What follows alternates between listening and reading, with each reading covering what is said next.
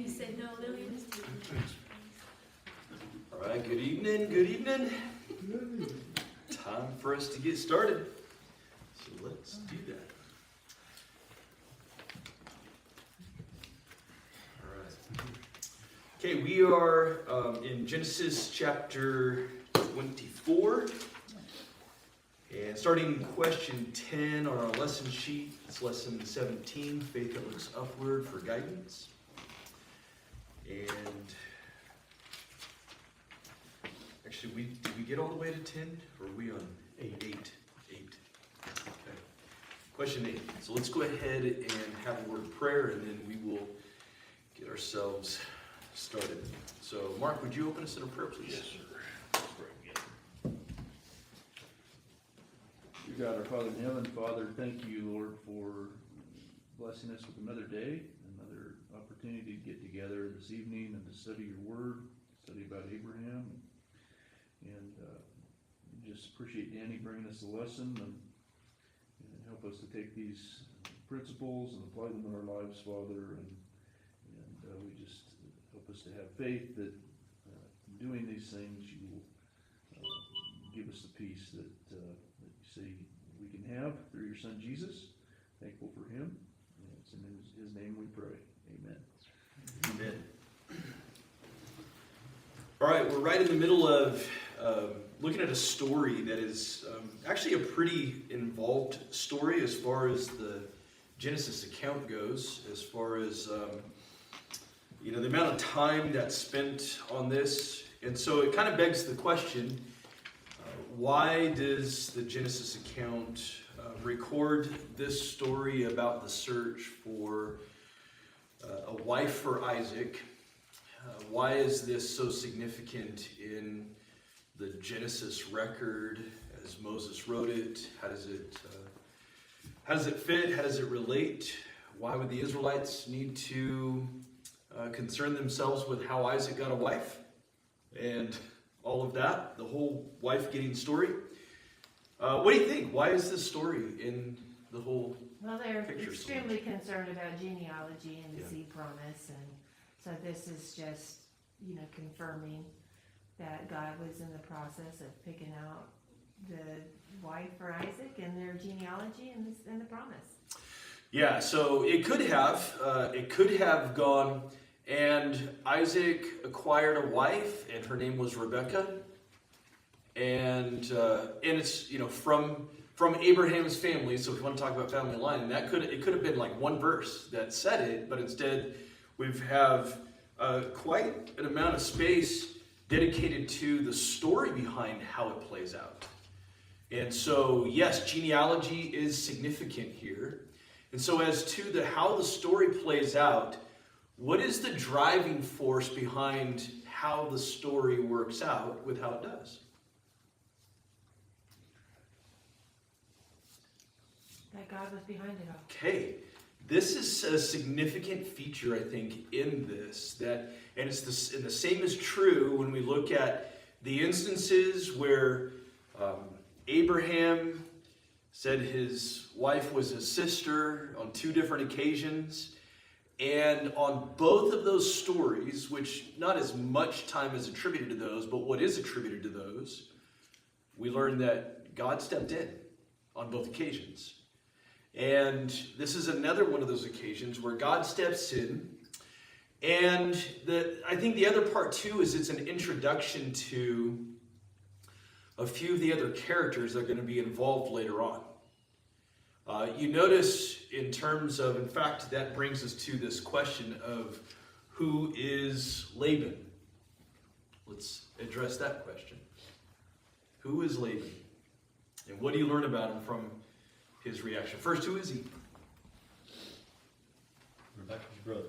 Okay, so Rebecca's one of, right? One of Rebecca's brothers. How about Bethuel?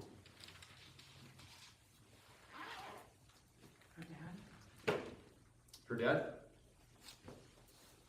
Or is he her other brother? Is Bethuel her dad? Yep. Okay. So you have, but it's interesting how, yeah, it's interesting how Laban is mentioned first and then Bethuel, right? You would think it would go, let's mention dad and then brother, but Laban ends up being mentioned first when the two of them are mentioned. And so Laban plays a real significant role in this, but Laban is also going to be playing a significant role later on down the line. So I think that we have introduction of characters here through this story, and what their interaction is here in comparison to some future interactions that are going to take place. So in this, what do you learn about Laban from his reaction and his response to Rebekah's report about what happened, right? So she's come, she's wearing jewelry that's been given to her, gold jewelry, and she has a story to tell about this man and his camels who she met. And so she comes back telling the story, and how does he react, and how does he respond to that? What do you learn about him from his reaction and response? He ran to go see him. Okay, here's more running that's going on. Everyone's running. He ran to go see who? The servant. Yeah. Abraham's. Okay, ran to go see Abraham's servant. And so that's fascinating. So here it's not just, well, sure, just go tell him to come on in. He goes to him. So there's a lot of eagerness that seems to be here, or people are runners. Yes, everyone's in good shape. But there is something interesting about the running that's going on here that speaks to what everyone's kind of how involved in, either excited or, just how involved everybody is, anticipating things. Why does the servant refuse to eat? Question 9. So they invite him in, right? So that's another thing about Laban, right? Come on and have a meal with us. So he's very hospitable, right, in all this. But why does the servant refuse to eat? Tell it's business or something. His business first. Yeah, business first. We've got some things to talk about before why can't we just talk about this over dinner? Why does it have to be talked about before dinner starts? No distractions. No distractions. It's hard to talk with a mouthful, right? So it is interesting that he's insistent on telling the story first. And why do you think that is? Besides some of the, I guess possible silly things that we mentioned. Why do you think he insists on not eating before he tells the story? It's like, get down to business, yeah. I was gonna say maybe it just speaks that he wanted to be clear about his motive. Yeah.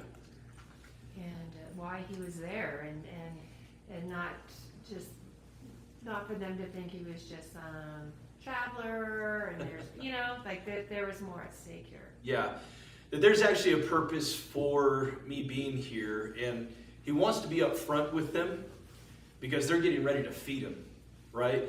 The deeper you get into stuff without having divulge, hey, here's really what's going on, here's really the purpose, my purpose being here, then that sometimes things can get a lot more complicated the longer you go without saying something.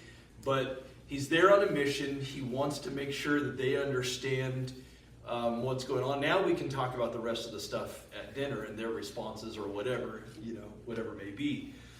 All right, so question, anything else on that? No. Question 10 is, what stands out to you from the servant's recounting of the events leading up to his presence there? And why does it stand out to you?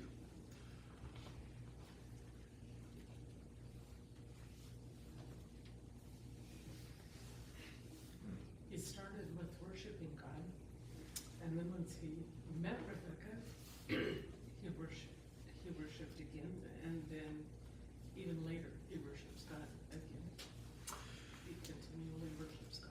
yeah, he worships God at the start of it. He praises him. He praises God at the end, worships God at the end of it.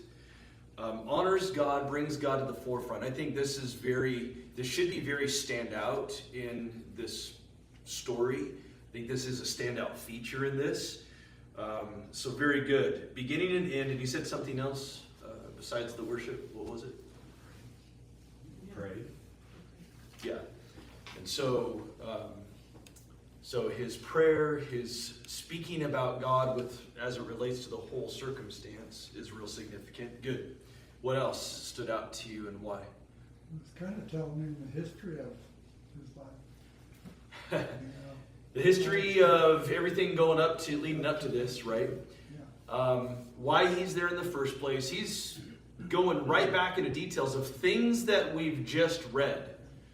Why couldn't Moses have just written that he told them everything I just told you? He told them everything that just happened. But as he goes through it,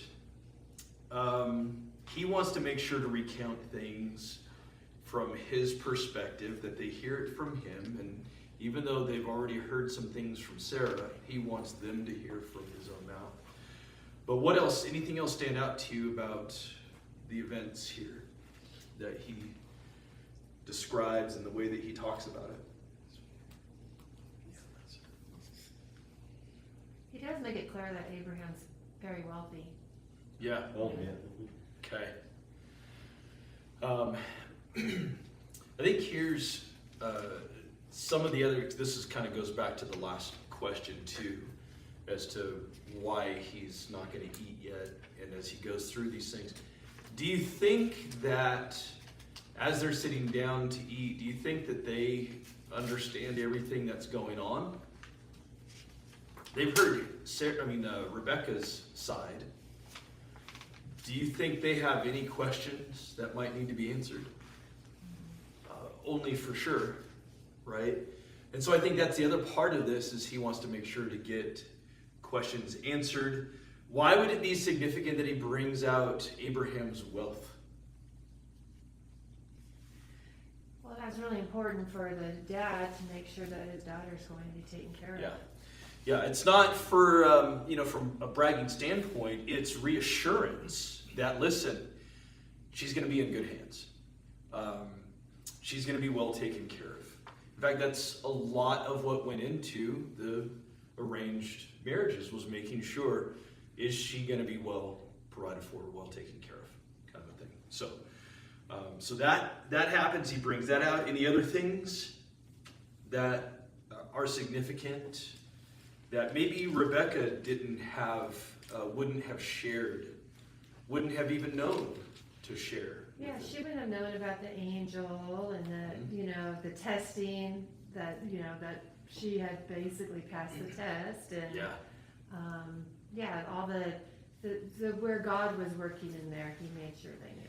Yeah, so he is weaving God's involvement throughout this whole thing, right? So that's really significant that they understand this, as far as he's concerned, that God is at work in this. God has answered his prayer here. And how about where Abraham is on all of this? What does he reveal? What does he divulge to them that Rebecca would not have known yet? So she's learning this stuff too as she's sitting there at the dinner table, right?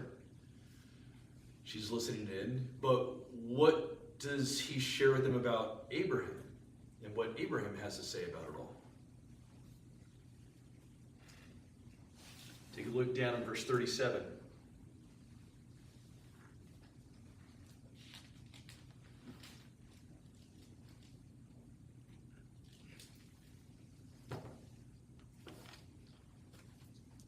Oh, about not taken away from the Canaanites.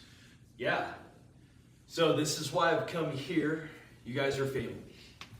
And in the land where he is, there was not a suitable woman, because they were all Canaanites, and they did not meet the criteria that he had for who he gets. Isn't it interesting now how this whole don't take a wife among the Canaanites, but take them from my brother's family, or take him a wife from there, that this will play into later the law of Moses. And we've talked about it before, but the law of Moses in Deuteronomy, where he says, do not marry foreign wives, right? Because they'll turn your hearts to other gods. Now, to that, what do we know about Abraham's past and his upbringing, along with Nahor? And But there was idolatry. they were idolatrous originally, right? Now, with that in the picture, does that not give pause for concern in some way? Of course, what do we know? Do we know where they are with regard to God in the first place? Well, I was just thinking about that he didn't have to explain what God he was talking about. When he said Jehovah has sent me, they knew who Jehovah was. And we are pretty sure that that's why he sent them back, because there was knowledge of the God that Abraham followed among his kinsmen and himself. Yeah, there seems to be, so in fact, it takes us really to this next question, is how do Laban and Bethuel feel about the whole story shared by the servant? Because it plays into this a little bit. But how do they respond? How do they feel after the guy tells them this is Take how? her, she's yours. Yeah, so they do say, okay, why are they so agreeable is really a good question. Mark? Well, they say, well, this is God's plan, so we don't have any opinion. Okay. Yeah, so look at this. And he is using, the word he's using is not God Elohim, which is a term that could be used for gods, like, idols, gods. But he uses Lord, Yahweh, right? Jehovah. And that is significant, what Dorinda brought out on that. That's significant that he uses that to refer to him. So think about Moses writing this, that this is also the Israelites hearing them talk about the I am who appeared to Moses when he says, who shall I say sent me, to convince them to go out of the land, right? And so there's this whole them learning about the Israelites. Of course, this is looking ahead to Exodus, but the Israelites having to really kind of relearn who Jehovah is, who Yahweh is, who this I am is, who's going to deliver them out of Egypt, in comparison with all the other gods, the idolatrousness that's been going on in Egypt. That's what they've been surrounded by. It's what they've grown up with. And that's, 400 years after all this stuff right here. So when this, so thinking to their response of, how can we say anything else? This is from the Lord. Like, who are we to say anything? Is that not such a great response? Like, our opinion doesn't even matter at this point. Right? Isn't this the same kind of thing that we try to emphasize with people when we study with them God's Word? That, listen, it's not about what I think. It's about just what the Bible says. It's about what God says. It's not about what I think or say. And so just take whatever I say for what it's worth, but just understand it's what God has to say. When did God ask anyone for their opinion?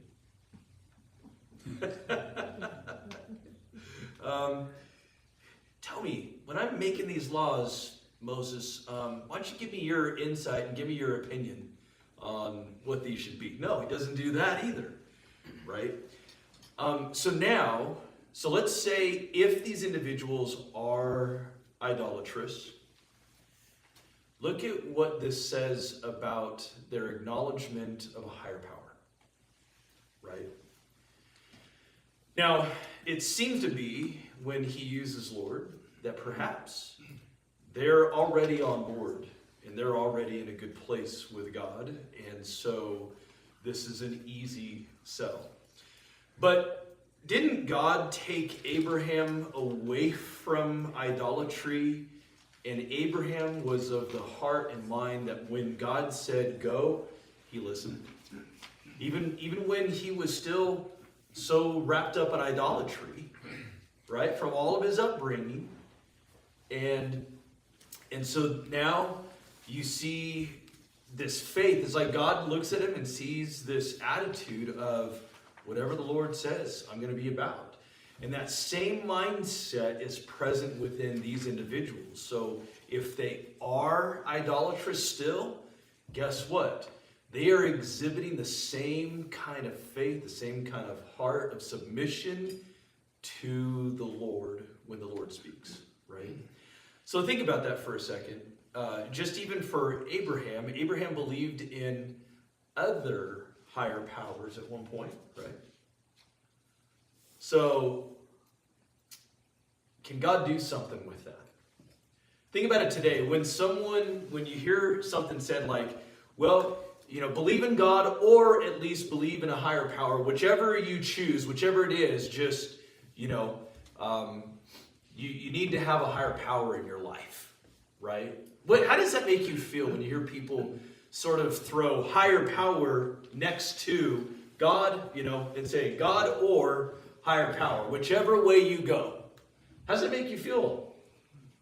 That makes me feel, yeah. I was going to say, well, here's an opportunity. Okay. Let me tell you about the unknown God. So Paul used that same kind of approach, and he looked at it like, I'm not going to be bothered by the fact that people have a skewed view of higher power and they don't put God specifically, Jehovah, into that place. But the fact that they acknowledge that there is a higher power, isn't that a starting point? It was for Paul, and it was for what God did with Abraham.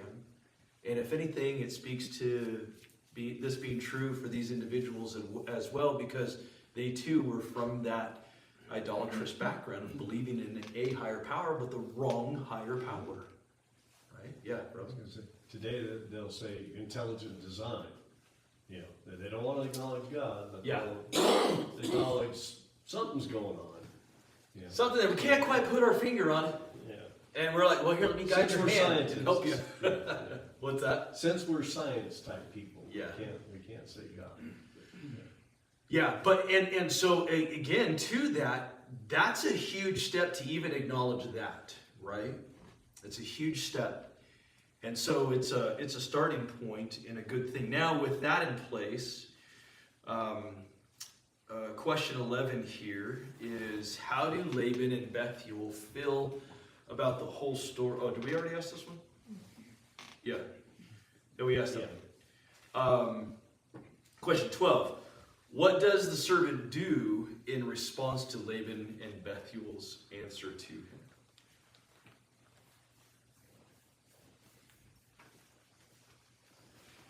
They shake hands. No? Or you bow down to the ground before the Lord. Yeah. So worship God. Okay. You're having a conversation with someone, and all of a sudden, right in the middle, they just bow down onto the ground right there and start praising God. How you feeling about that? A little odd in this day and age. It's odd in our culture if somebody were to do that. Odd in theirs? I think this was a commonplace reaction and response, number one, which says something about how they took the whole notion of God, of deity in their life and before others. There's nothing to be embarrassed about whatsoever. In fact, if anything, it might even be a shame or an odd thing if you didn't acknowledge God. Think about that. Boy, how things have flipped in our time. That it's an odd thing if you acknowledge God. And yet we're seeing more of it come out even by sports figures, aren't we? People in prominent social positions who are acknowledging God and yes, there's still, some people are absolutely still, oh, I can't believe them. But there are so many other people backing them and going, you know what, that is refreshing. I am so glad to see and hear them acknowledge God with their life, right? We're seeing more of that, and that's the kind of thing that's going on here. And I find it fascinating that that is his immediate reaction, his first and foremost immediate reaction to them giving an answer that is, we really have no say in this. If this is of God, then what we have to say doesn't even matter. So they acknowledge God and his will in this. He's praising God for accomplishing his will in this, and right before them too as well.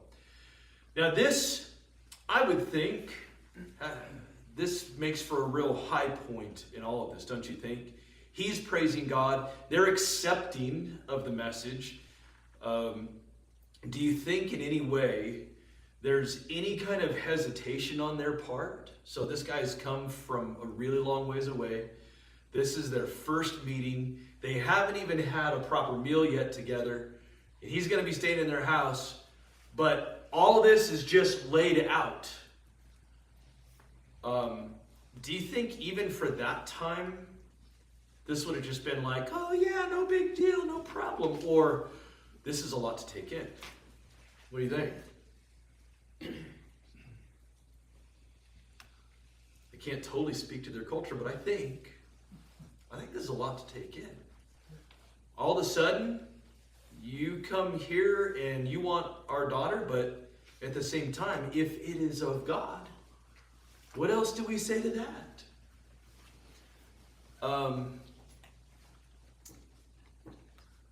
Look at this. Anything else on any of that? How long, question 13, how long do Laban and Bethuel want Rebekah to remain with them? Just 10 days. Just 10 days. Like, and he said, Give us a couple years. Now, we don't know how old, right? Well, I'm trying to think now to any of the records if Rebekah's age is ever revealed.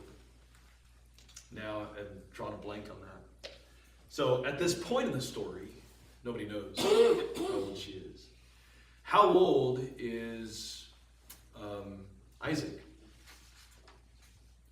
oh, I thought he was almost 40, right? He's 40. So next chapter is going to reveal to us that he's 40, or later in this chapter, he's 40. So he's 40 years old when he marries Rebekah. And so chances are she's younger.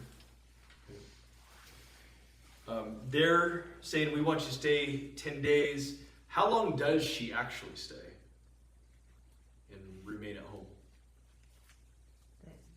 None. Just They that leave right night. away. Just that night, right? Just that night. Wait a second. This man just showed up today. Within 24 hours, she's gone. She's gone. Now, it doesn't tell us why they wanted her to stay for 10 days. Why 10? Why not 12? Why not, longer? Why not other number of days? I have no idea, but 10 days at least gives perhaps a more traditional farewell. I don't know if that's a thing, but perhaps that might speak to that. Or just some time to wrap their heads around this whole thing. If she stays for 10 days, is there any kind of a threat to the situation? Change your mind or something. Maybe somebody's mind has changed. In fact, whose final decision was the length of her stay? So it was God's plan. So Okay. So I guess you got me there, Bobby. It was God's ultimately the final decider on this. But in the story, as far as the individuals are concerned, who got the final say? Wait a minute. Rebekah. Oh, that's right, yeah. they left it up to her as to whether or not she was going to stay for 10. They said, well, let's ask the girl. Let's ask Rebecca. And what does she have to say? I will go. I'll go. Wow, this is happening. This is happening. So talk about a shotgun wedding, huh? This is happening so fast. Now this is eloping. This is eloping, okay? Yes. Yeah. Because they don't even get to go and be, part of any of this. All of a sudden, it's goodbye. They haven't even met Isaac. So there's another thing. I think back to the question of like why not eat yet? And we got to go through the whole story. Is who is this guy? And okay, he says he's from Abraham, but we haven't even met Isaac. We don't know who we're giving this woman away to. And but they're relatives, and they knew this. Is her dad dead at this point? Because he's not involved in the decision at all. It's there, but Well, they He's mentioned there. him. Yeah, he's there in the picture, but It just makes you, they said, I didn't see where he's actually there. They say, that's my father, I'm the daughter of Bethuel. no, they're both mentioned together with regard to. when they say, this is God's. I just Yeah. thought it was, and then they gave Yeah. gifts not to the mother and to the brother, but not to the dad. I don't know, It's kind of Yeah. weird. he's getting left out, I felt. Yeah, and who knows? But also Laban Oh being yeah, 50, then Laban and Bethuel answered. so Laban being the one who's going to inherit all of Dad's stuff. Maybe the transition of inheritance and responsibility is already taken place. Oh, And so he's kind of the voice seems for, like it. here. I think that stuff comes into play. Yeah. So she says yes to leaving right away. What? She just doesn't care about her family anymore? This is, there's no emotion here? Or, I have been waiting for a day like this for a long time. I finally get to get away from these crazy people. No. She gets to go on to this next phase in her life. Isn't this what her parents have been raising her for? So she can be ready to take on this phase in life where she does what God said in the beginning. A man shall leave his father and mother and cleave to his wife, and the two shall become one flesh, right? So they understand, look, this is part of how life goes, and this is part of God's plan, and this is God behind this whole thing. So who ends up being sent away with Abraham's servant? Her nurse. So kind of a handmaid, personal handmaid, her nurse. Anybody else? Drop down to verse 59 through 61 here. Oh no, verse 61 rather, I'm sorry. Verse, Her female servants. Yeah, Rebecca arose with her maids, and they mounted the camels and followed the man, so the servant took Rebecca and departed. Wait, so was it just the nurse, or was it the maids as well? Could have been both. At least two. There's at least Rebecca and her nurse who are going somewhere, right? So the fact that it spells out her nurse goes with her, but then in verse 61, they arose and they mounted the camels and followed the man. It almost suggests that, well, one, either they went with, and the nurse is kind of the point of emphasis, that her handmaid went, and then some other maids went, or that they kind of went along sort of saying farewell to them, and sort of like, you go see someone out to the edge of the property. Well, they might have a pretty big, edge of the property kind of a thing. a lot of space. So whichever way it is with this, I don't know, but there's an emphasis given to the nurse. So at the very least, Rebecca and her nurse or handmaid go with her. So now her family, they're losing at the very least 2 helping hands around the place. Now, if they're anything like Abraham, there are a lot of helping hands around. But these are some very close to heart helping hands, right?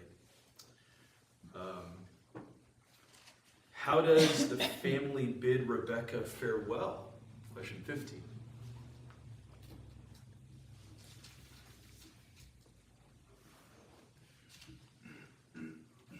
They blessed her. May you become the mother of thousands of 10,000s. Yeah. May become a mother of thousands of 10,000s. And what else? Oh, And may your offspring inherit the gate of its foes. Yes. All these great blessings, but wait, inherit what? The gate. The gate of your enemies. Wait a second. So now, why do they have to throw enemies into the picture? Just means you conquered them all. You're gonna Yeah. be victorious. So Danny, I was reading that, it said that blessing Yeah. is said in Jewish weddings to this day.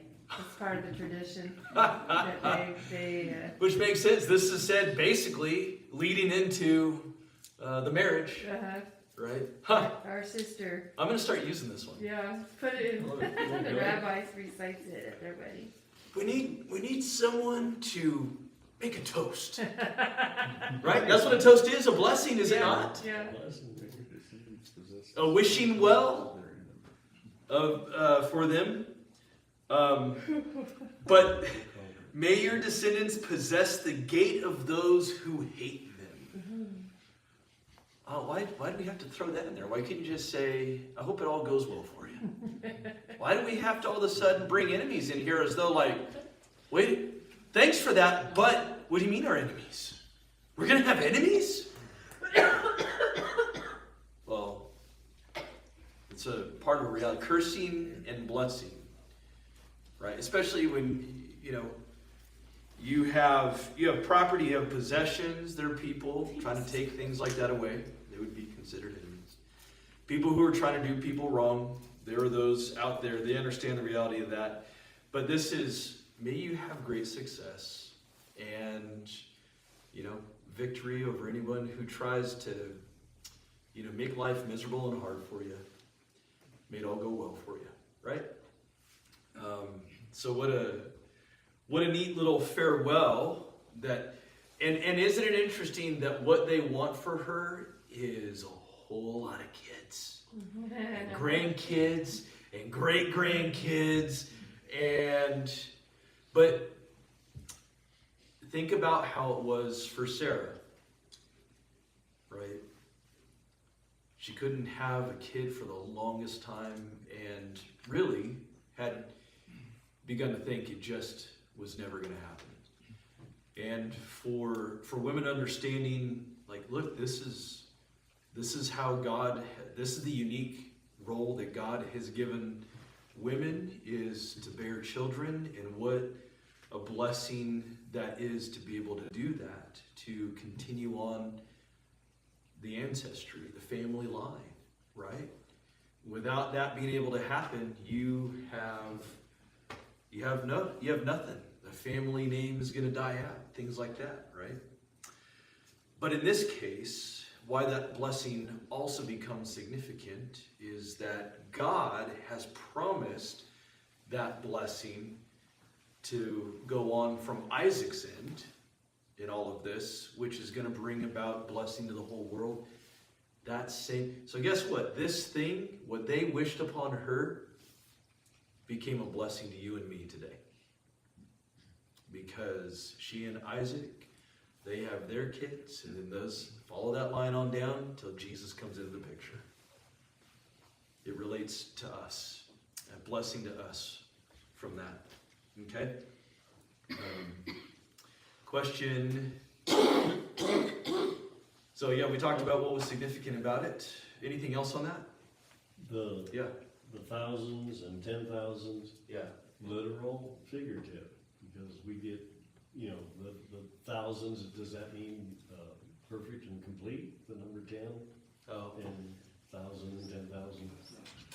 You know, like when we get to Revelation, all that other stuff. So it seems to be a figure of speech because when you get to like David and Saul, Yeah. Saul has slain his thousands and David his 10,000. So it's a multiplier, Okay. an easy multiplier, right? Multiply by tens. But it's an easy multiplier, but also to emphasize the multiplicity. So it's a, what's the figure of speech? You know, if I told you once, I told you 1,000 times, kind of, right? No doubt. What's that term, that figure of speech term? Exaggerated statement. What's the, anyway, it's what it is. It's like, Hyperbole. yeah, hyperbole, yeah. So, so that's what it is, I think, is, hey, just like God does with Abraham, you're going to have descendants numbered like the sand of the sea, and look at the stars in the sky. Go ahead, number them. And why can't? Exactly, that's how many descendants you're going to have. It's just going to be a lot, and that's another way of saying we hope you have a whole lot of descendants. May God bless you in that way. Yeah.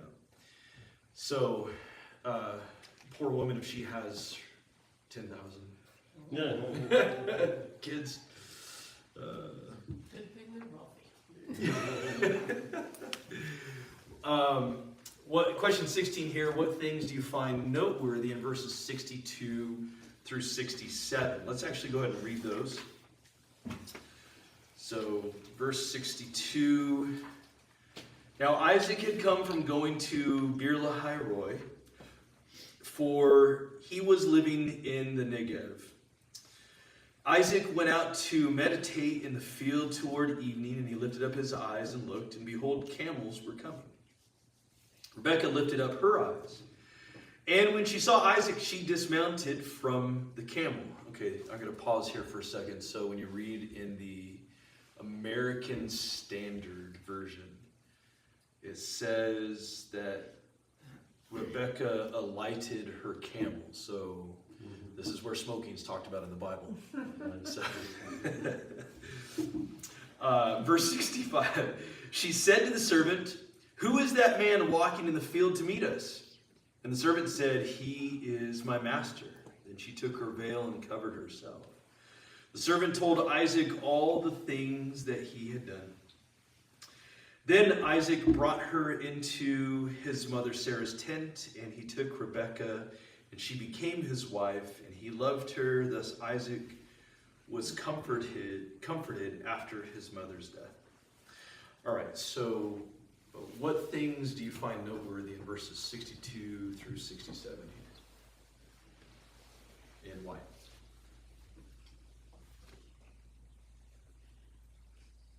Well, I have more of a question. When Rebecca saw him, she covered herself with a veil, as the custom was for when an unmarried woman saw a man.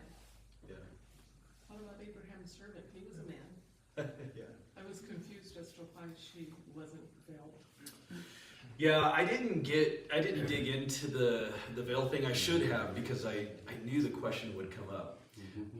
It is an intriguing thing, culture, right? A veil. I'm going to cover myself. I'm going to cover my face as I present myself before him. But what about all these other people? Yeah, I don't know. I think it was just for your spouse. So, It's just for your spouse to not see you before the wedding. Yeah. day. Yeah, I mean, Not every, they didn't wear head coverings, like veiled like they do in Iran. yeah, They didn't do that back then. not on the regular. No. So kind of before, so it seems like veils have sort of morphed as far as their use, and the requirements today are way more strict than what they were like traditionally at this point in time. And so perhaps more of a formal greeting, like, hey, this is going to be my first time meeting this man, and I already know that he's my husband, so kind of like, well, the way weddings used to go. Does anybody wear a veil anymore in weddings? Not really, yeah. Not nearly Ones as that don't much. cover their face. Yeah, it used to be. I mean, it's more like, it's a little see-through thing. I can still see your face, So to this, there was, I don't know why I happened to see, I think it was yesterday, on social media. I saw a little video of there was an Arabic fellow who was in. It's a little bit more of a joke, but I mean, he was in the morgue, and the mortician there, there's a body there with a sheet over it, and he says, "Sir, I need you to identify this person. Is this your wife?" And he pulls back the sheet, and he says, I don't recognize that person. And then she says, "Okay," and he puts it back, but he put it up to here, and then the man looked back and he went, "That's my wife!" Because it covered to right here. It took me too long to get that and what was going on there. Have you seen that? No? It just cracked me up. Crazy. Yeah. All right, so what other noteworthy things? So that is an interesting note, but yeah. No wedding ceremony mentioned. Yeah. So, well, there's a ceremony that's mentioned, but they just go into the tent. Yeah. That's it. That's it. So that's, they consummate this marriage. The commitment is here, and so there's no rabbi, there's no priest, there's nobody there to do you, but rather the deal has been made, and she already knows what she's going there for, and this is her husband. It's simple as I take you and I take you, right? Kind of a thing. UPS, no, mail order bride, no. So there's no wedding ceremony. It was very simple. It was very simple then, without a whole lot of pomp and ceremony and all that kind of stuff. Just very basic. But they simply in commitment to each other's life right there. Yeah, Chris? Isaac went out in the field that evening to meditate. Would probably entail praying too. Saw him coming, so.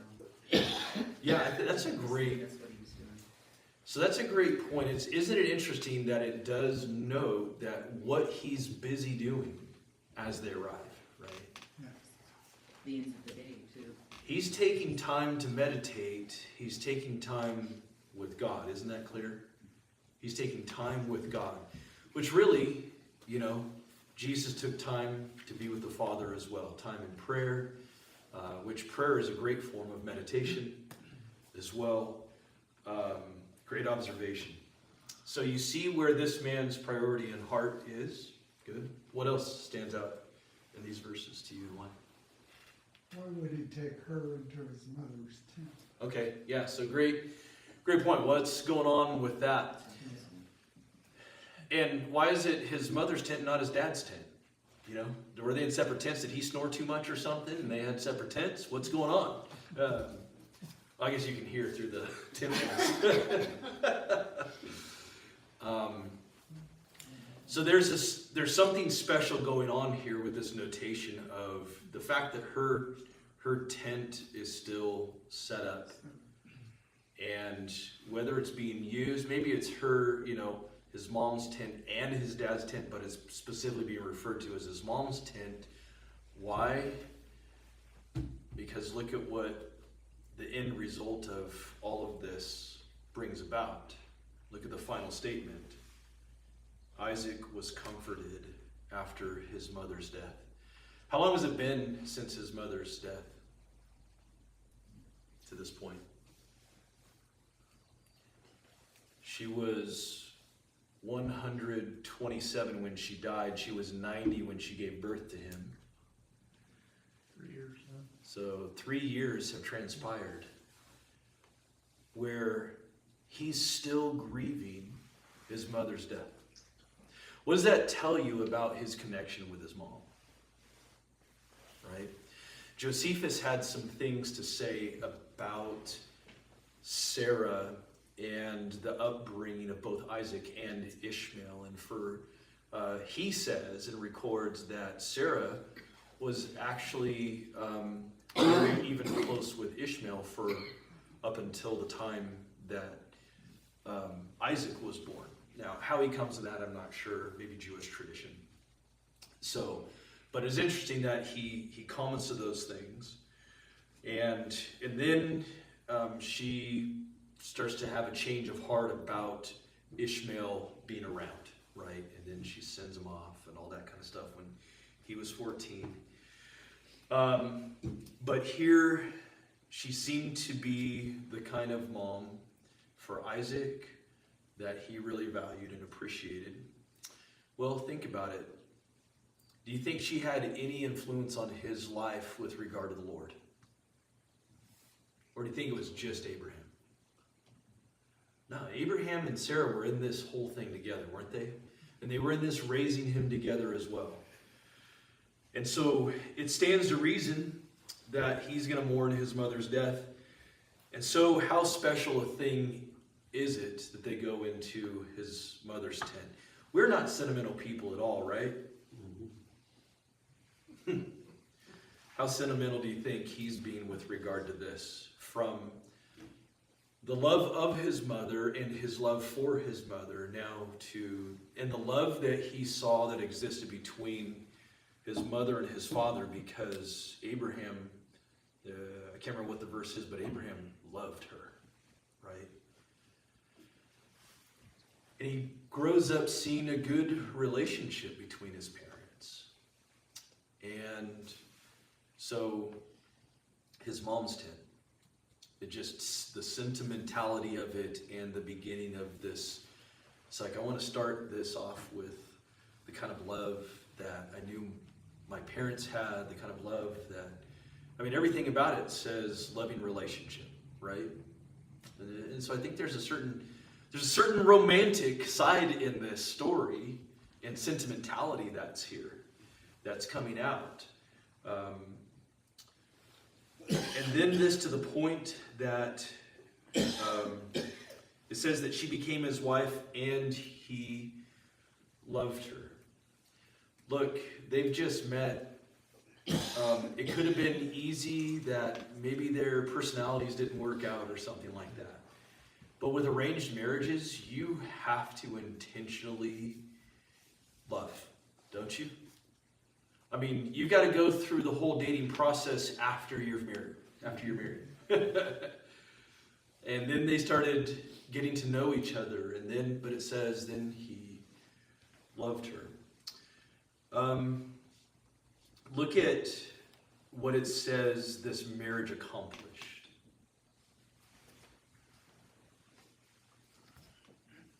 He was comforted after his mother's death. Right? You can only imagine what he must have been going through. The fact that he hung on to this grief for so long. And think about how now the woman who showed him so much love in his life, and now he hasn't had that woman around for 3 years, and now he has a new love. I mean, a new experience with a woman's love. It's almost like what God did in the garden with Adam, right? Has him name the animals. Why was he having him name the animals? Just because they didn't have names and needed them? No, he learned something in that process. None of them are like me. I'm lonely here. And so that's when God goes, all right, now it's time for you to go to sleep. I'm going to do some surgery here. And you're going to wake up and there's going to be someone just like you, but different. Someone just like you. Because God noted it is not good for man to be alone. And here this man certainly began to experience a certain loneliness with his mom gone. And that void in his life being filled in a way, or at least him being comforted now that he has someone to share the rest of his life with. So I think there's something to be noted. Abraham grieves her loss in the last chapter, and now this is the first mention of Isaac and how he's doing with regard to his mom's passing. And so I think there's a significant message here for us about grieving. You know, how long does someone grieve? How long should someone grieve? How long do we normally grieve with someone else who is grieving a loss? It's not a direct loss on our end, but it's a direct loss on their end. How long do we grieve with them? Just a relatively short amount of time. I mean, when you think about it, maybe, you know, a couple weeks go by and then, you know, we're back on to our regular business. But it's always harder for the one who experiences the personal loss to move on nearly as much. I know it was a long time for, really, I think all of us, my sisters and I, before, you know, to really deal with grieving our mom's loss. I think it took Karen the longest. It just really became apparent, and it was years, lots of years, that she continued to grieve and just, you know, slowly began to heal from it. But it was just it was a hard loss, right? And I think the same thing for him. So all that to say, don't let anyone tell you how long to grieve, and actually grieving is part of the healing process that we need to be able to go through. And the fact that he grieves his mother is a testament to her. And I think that's significant here. So he honors his mother as well. And I think that's the other part of it. He takes, you know, they go into her tent. It's kind of a way of honoring her as well.